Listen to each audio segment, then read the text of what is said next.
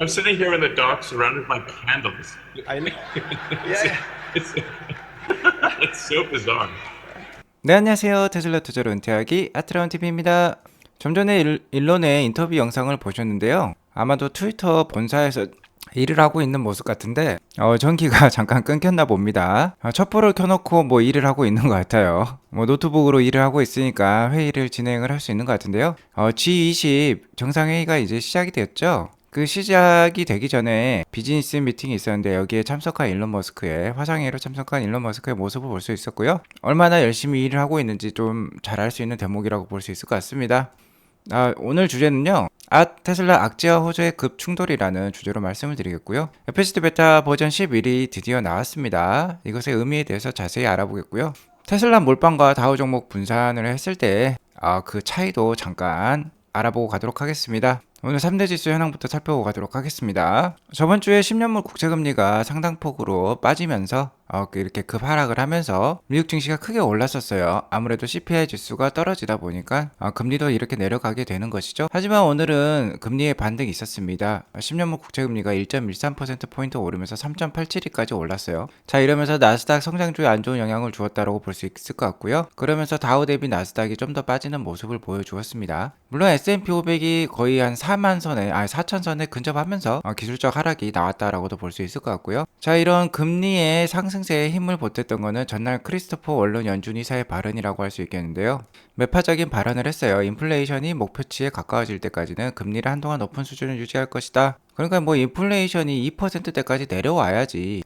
그러지 않다면은 계속해서 금리는 높을 것이라는 얘기죠. 또한 아마존이 이번 주부터 약 1만 명을 해고할 계획이라고 합니다. 이러면서 나스닥 성장주에도 안 좋은 투심을 불러일으켰다라고 볼 수 있을 것 같고요. 다만 라엘 브레이너드 부회장이 연준 부의장이죠. 긴축 속도 조절을 암시를 했어요. 조만간 금리 인상 속도를 늦추는 것이 적절해질 것으로 생각한다라고 발언을 하면서 그래도 장 중반에는 좀 상승 반등하려는 움직임도 있었습니다. 장중 롤러코스터를 탔는데 저번 주에 워낙 크게 올랐기 때문에 오늘 이번 주에 첫 장은 좀 쉬어가는 흐름이다라고 볼 수 있을 것 같습니다. 유가는 85불까지도 오늘 급락세를 보여주었어요. 나스닥 일봉 차트를 보면 오늘 11,196까지 떨어진 상황인데요. 아무래도 제가 말씀드렸던 11,230에 저항권에 닿으면서 좀 내려왔다라고 볼 수 있을 것 같습니다. 계속해서 1,500선을 지속 지지라인 역할로 삼으시고요. 11,600선을 단기 목표가로 삼고 나스닥 이 다우지수 대비해서 그 상승률이 미진했기 때문에 그래도 추후에 좀 더 반등을 기대하면서 투자를 이어나가시면 좋을 것 같습니다.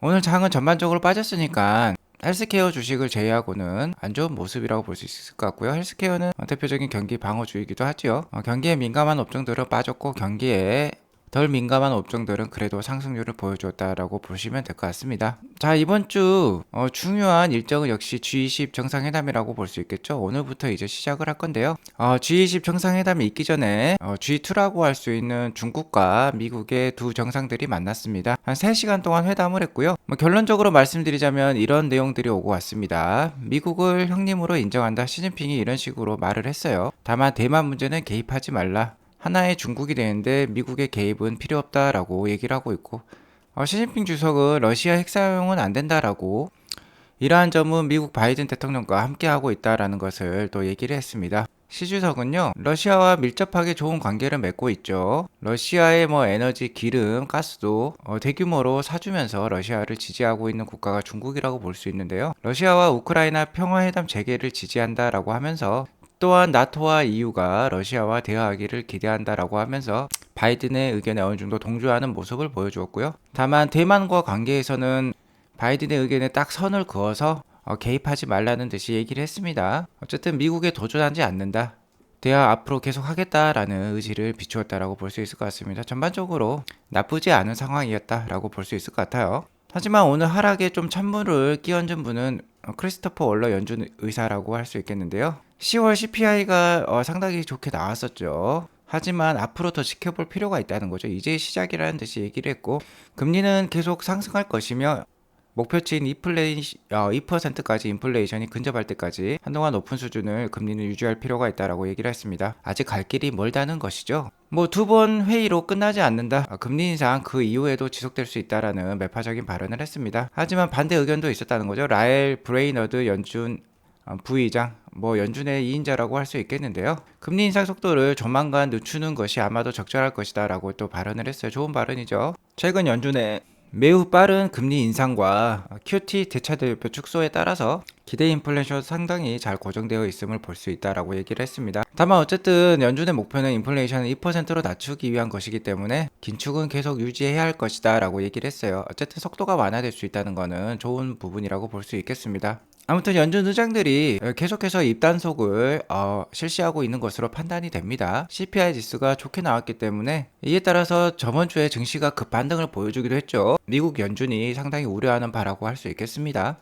연준의 긴축 완화 기대감에 따라서 자산시장이 연준의 의도하지 않은 바대로 급속도로 다시 한번 상승한다면 인플레이션이 또 올라갈 수 있기 때문에 연준 의원들은 입조심을 해야겠죠. 다만 어쨌든 12월 14일 그러니까 다음 FOMC 미팅 때 금리 인사 확률은 아직 빅스텝 확률이 계속해서 높아지고 있는 모습이에요. 자, 어제까지만 해도 80% 확률을 보였던 게 지금 다시 85.4%로 올라오면서 라엘 브레이너드 연준 부의장의 말처럼 이제 금리 인상 속도가 뭔가 완화될 조짐이 느껴지고 있습니다. 자, 그렇게 되면 11월 말부터 12월까지 좀 산타 랠리, 그러니까 크리스마스 반등도 충분히 기대해 볼 만도 할 것 같아요. 테슬라는 오늘 2.56% 하락하면서 191불 정도로 마감을 했어요. 최근에 다른 주식에 비해 그 반등세가 크지 못했고 이러한 상황에서 또 하락을 하니까 또 우려가 되는 상황이라고 할 수 있겠습니다. 테슬라는 현재 전년 종가 대비 한 45% 정도 하락한 가격을 보이고 있는데요. 자, 이런 상황에서도 좀 안 좋은 뉴스가 나왔어요. 중국에서 모델 Y 급발진 사고가 있었습니다. 모델 Y가 약 2km 동안 통제 불능 상태로 가속하다가 2명이 사망하고 3명이 부상을 입었다고 합니다. 차 안에 타고 있는 사람은 죽지 않고 이 차가 친 사람들이 좀 사망을 한 것으로 지금 나오고 있어요. 자, 운전자의 가족은요, 브레이크 페달이 반응하지 않았다라고 주장을 하고 있습니다.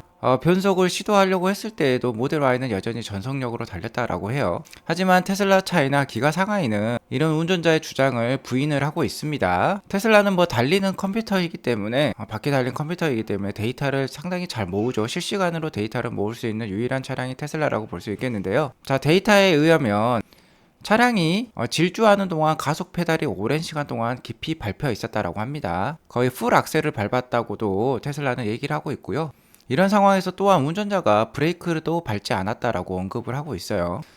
실제로 테슬라는요, 작년에 상하이 오토쇼에서도 시위자가 테슬라 전시 차량에 올라가지고 테슬라 전기차에 브레이크 고장 문제가 있다고 주장을 했었죠. 항상 이 브레이크 페달 문제가 지금 자주 국제적인 뉴스로 거론이 되고 있는데요. 테슬라 차이나 법무팀이 개입한 이후에 이 시위자는 공개 사과를 발표하기도 했습니다. 역시 데이터로 얘기를 해야 된다는 것이죠. 실제로 무자비하기로 유명한 미국의 NHTSA죠. 도로교통안전국이라고 볼 수 있겠는데 여기서 항상 테슬라가 무슨 잘못을 하는지 눈여겨보고 있는 그런 업체이기도 한데요. 그런 기관이기도 한데 이런 급발진 문제에 대해서 246케이스를 보고를 받았고 제 조사를 NHTSA가 직접 조사했었는데 100% 전부 이용자 잘못으로 결론을 내린 적이 있습니다. 그만큼 테슬라의 급발진 문제, 브레이크, 페달 문제 이러한 문제는 없는 것으로 판단이 들어요. 어쨌든 데이터로 얘기를 해야 되기 때문에 어쨌든 큰 악재가 터진 것 같지만 그렇게 큰 악재이지 않을 것 같다. 어쨌든 오늘 이러한 악재가 오늘 테슬라 주가 하락에 좀 힘을 보탠 것으로 생각이 듭니다. 아무튼 하루하루 정말 다이나믹한 테슬라라고 볼 수 있겠는데요.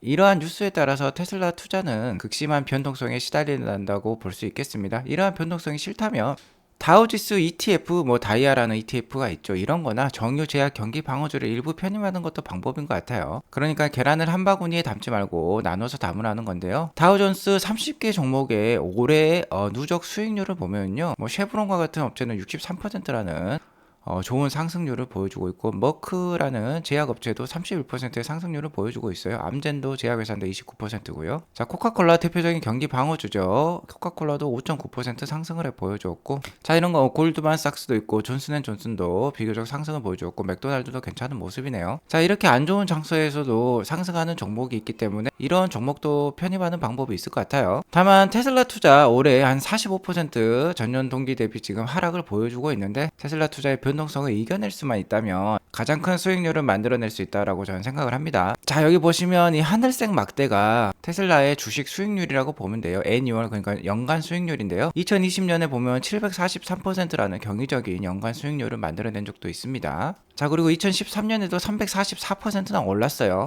자, 그리고 6년 정도 뭐 횡보를 했다라고 볼 수 있을 것 같은데, 자, 횡보할 때도요, 뭐 48%, 46% 연간 성장률을, 그러니까 연간 주식 수익률을 보여줄 때도 있었습니다. 자, 이런 기간만 잘 참으면 이렇게 크게 튀어오르는 순간이 있기 때문에 이렇게 소소하게 오르는 종목보다 자, 한 번에 크게 만회할 수 있는 게 테슬라라고 볼 수 있을 것 같아요. 그리고 이 주황색 막대는 테슬라의 연간 매출액 성장률이라고 보시면 됩니다. 거의 최근엔 60%, 71% 성장을 보여주고 있는데요. 많을 때는 387% 성장을 보여주었어요. 자, 연평균 거의 50% 이상 뭐 성장하는 회사이기 때문에 저희가 안정적으로 장기 투자할 수 있는 건데, 주식 투자 수익률은 이렇게 들쑥날쑥 하니까 장기 투자를 할 필요가 있겠다, 이런 기간을 기다릴 필요가 있겠다라고 말씀을 드리겠고요. 뭐 연평균 이렇게 매출액 성장률이 계속 꾸준하게 나오기 때문에 주가가 빠지는 경우는 크게 없습니다. 2016년에 한번 11% 주가가 빠졌고 2022년에 44% 이상 빠지고 있는데요. 자, 이렇게 6년에 한 번 오는 이렇게 주가가 빠지는 구간만 잘 버틸 수 있다면 대부분의 구간은 주가의 상승을 보여주는 게 테슬라라는 겁니다. 테슬라 주식의 성공률은 꽤 높다라고 볼 수 있을 것 같아요. 자, 현재 테슬라 주가가 전년 대비 한 45% 이상 빠지면서 PSR 수치도 상당히 내려왔어요. 매출액 대비 시가총액이 PSR 지수라는 건데요. 주가가 많이 빠지면서 지금 8배 수준까지 내려왔습니다. 높게 올라갈 때는 30배까지도 올라갔고 평균적으로는 한 16배 이상을 보여줬던 게 테슬라라고 볼 수 있겠는데, 지금 상당히 빠져 있다는 거 알 수 있고요. 자, 이러한 PSR 수치는 마이크로소프트보다도 낮은 수치예요. 자, 마이크로소프트는 연간 이제 한 10% 정도 성장하는 회사라고 보시면 되고, 이것도 뭐 크게 봤을 때죠. 근데 테슬라 같은 경우는 연간 50% 이상 성장하는 회사예요. 그런데 PSR 수치가 지금 마이크로소프트보다 낮다. 8배 수준으로 낮다. 마이크로소프트는 9배 수준이거든요. 자, 그러면은 테슬라가 상당히 저평가되어 있다라고 저희가 생각할 수 있을 것 같습니다. 엔비디아는 14배 수준이고, 메타랑 아마존은 그간 워낙 주가 하락이 컸기 때문에 뭐 두세 배 수준밖에 안 되는 상황이네요. 다만 애플이 테슬라보다는 당연히 PSR이 낮겠죠. 하지만 애플보다 테슬라가 매출액 성장률이 훨씬 한 2배 가까이 더 높기 때문에 테슬라가 아무래도 좋겠다. 그리고 향후 성장 동력도 테슬라가 훨씬 많이 가지고 있죠. 자율주행이라든지 AI, 뭐 로보틱스, 테슬라 볼과 같은 성장 동력이 훨씬 크기 때문에 테슬라가 더 좋겠다라고 말씀을 드리도록 하겠습니다. 최근 연말이 되면서 테슬라의 그런 커다란 호재가 지금 잘 보이지 않는 상황입니다. 제가 가장 커다랗게 보는 호재는 FSD 베타 와이드 릴리즈라고 볼 수 있겠는데요. 다만 기관들은 이것에 대해서 큰 평가를 저는 하고 있습니다. 기관들은 큰 평가를 하지 않고 있지만, 자, 기관들이 크게 보는 건 역시 판매량이겠죠. 4분기 판매량인데 트로이는 42만 5천대, 기관 컨센서스는 42만 9천대 수준인데, 그러니까 한 43만 대만 넘으면은 좋을 것 같은 지금 상황입니다. 테슬라 자체적으로는 연간 50% 딜리버리 성장률을 보여주겠다라고 얘기를 했기 때문에, 자, 그 정도로 맞추려면 이번 분기에 49만 5천 대 정도를 팔아야 돼요. 근데 너무나도 큰 숫자이죠. 테슬라 CFO에 따르면 47%에서 49% 정도 될 것 같아요.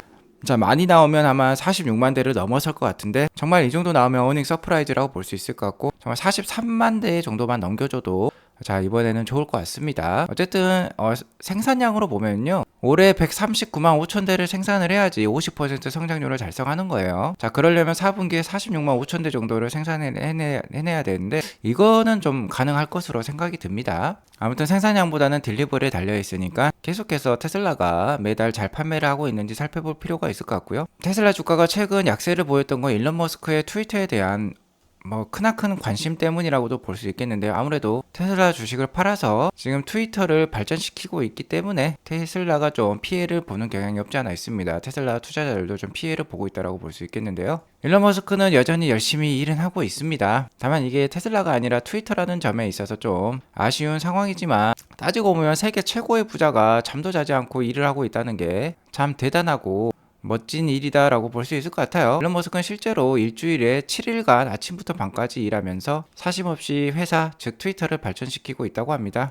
개인적인 삶과 건강을 희생 중에 있다라고 볼 수 있을 것 같은데요. 이는 역시 가치관에 맞춰서 살고 있다, 꿈을 향해 살고 있다라고 볼 수 있을 것 같습니다. 일론 머스크와 테슬라는 온갖 퍼드와 시기 질투에 시달려 왔어요. 실제로 언론사에 광고비를 하나도 지출하지 않으면서 안 좋은 뉴스를 언론사들은 많이 퍼나르고 있지만, 그렇기 때문에 일론 머스크는 언론의 자유의 가치에 대해서는 너무나도 잘 알고 있죠. 언론의 중요한 역할을 알고 있기 때문에 트위터를 인수해가지고 언론의 자유를 개방하기 위해서 트위터를 열심히 변화시키고 있다, 혁신시키고 있다라고 볼 수 있을 것 같습니다. 자, 이를 위해서 일론 머스크는 근무 시간과 그렇지 않은 시간 사이에 차이가 없고 낮과 밤이 없다라고 얘기를 하고 있어요. 실제로 이제 G20 정상회의가 시작됐는데요. 인도네시아에서 하고 있죠. 그 이전에 B20이라는 비즈니스 컨퍼런스가 진행이 되었는데 이날 일론 머스크가 이렇게 화상회의로 참석했어요. 앞서 동영상도 제가 짤막하게 보여드렸는데 이 인터뷰에 따르면은 너무나도 많은 일을 하고 있다라고 합니다. 자, 일주일 내내 아침부터 밤까지 되도록 많은 일을 하면서 트위터를 지금 발전시키고 있다라고 해요. 그뿐만 아니라 뭐 테슬라라든지 스페이스X라든지 너무나도 굵직한 회사들을 갖고 있기 때문에 하는 일이 많다라고 얘기를 하고 있습니다. 아무튼 뭐 활짝 웃고 있는 거 보니까 이렇게 열심히 일을 하는 와중에도 행복한 감정을 유지하고 있고 건강하게 잘 생활하고 있는 것으로 판단이 듭니다. 일론 머스크가 트위터에 집중은 하고 있지만 그럼에도 불구하고 테슬라에 등한시하고 있는 건 아니에요. 자, FSD 베타 버전 11이 드디어 나왔습니다. 일론 머스크는 뭐 숫자를 맞추기로 유명하죠. 상당히 재밌습니다. 자, 11월 11일에 오후 11시 11분에 FSD 베타 버전 11이 출시를 시작을 했고요. 일단은 뭐 임직원들에게 먼저 뿌렸습니다. 자, 그래서 한 2, 3주 동안 뭐 이제 한 10만 명 가까운 사람들에게 이제 뿌리겠죠. 자, 그러게 되면 이제 12월로 넘어가게 됩니다. 그래서 12월 달에 정말 와이드 릴리즈 하겠다. 즉 북미에는 모두 이제 출시하겠다라고 얘기한 거예요. FSD 베타를. 그러니까 FSD를 구매하신 북미 사용자에게는 이제 모두 FSD 베타를 풀 자율주행을 이제 보급하겠다라는 것이죠. 자, 그러면 좀 상징적인 의미가 큽니다. 여기 보이시죠? US와 캐나다에 와이드 릴리즈 이제 곧 있으면 시키겠다고.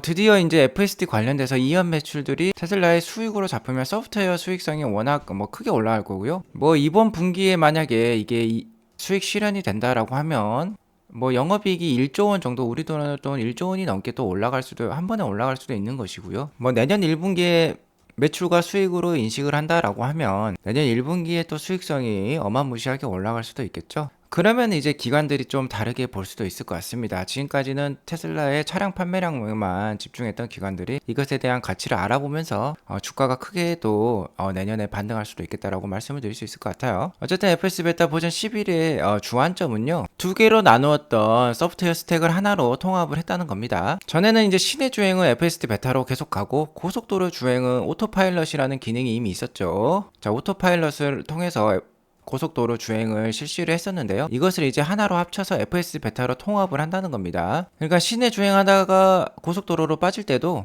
단일한 소프트웨어 스택을 쓴다는 거예요. 자, 고속도로 스택 같은 경우는 오토파일럿 스택이죠. 이게 4년이 넘은 레거시 스택이다. 대체할 필요가 있다라고 느꼈죠. 그리고 FSD 베타 같은 경우는 도로 교통 상황에 따라서 상당히 상호작용을 잘합니다. 바로 AI 능력이 확실히 들어가 있기 때문이죠. 하지만 오토파일럿 고속도로 스택 같은 경우는 차선 유지와 차량 간의 센서에 어느 정도 의존을 했기 때문에 좀 더 복잡한 상황에서는 상호작용이 좀 더 힘든 상황이었어요. 자, 그렇기 때문에 하나의 스택, 그러니까 FSD 베타 스택으로 통합을 하게 되면 더 복잡한 상황에서 사고작용도 허용이 되고 더 지능적인 행동이 가능하고 더 부드러운 차량 제어가 가능하다는 거죠. 자, 이를 위해서 뉴럴넷 대규모 재교육을 시행을 했다고 합니다. 자, 계속해서 기대해 볼 만한 테슬라다라고 말씀을 드리겠고요. 계속해서 저와 함께 좋은 테슬라 투자, 좋은 미국 주식 투자 이어나가시면 좋을 것 같습니다. 오늘 이것으로 방송을 마치겠고요. 오늘 방송이 도움이 되었으면 구독과 좋아요 알람 설정 꼭 눌러주시기 바라겠습니다. 감사합니다.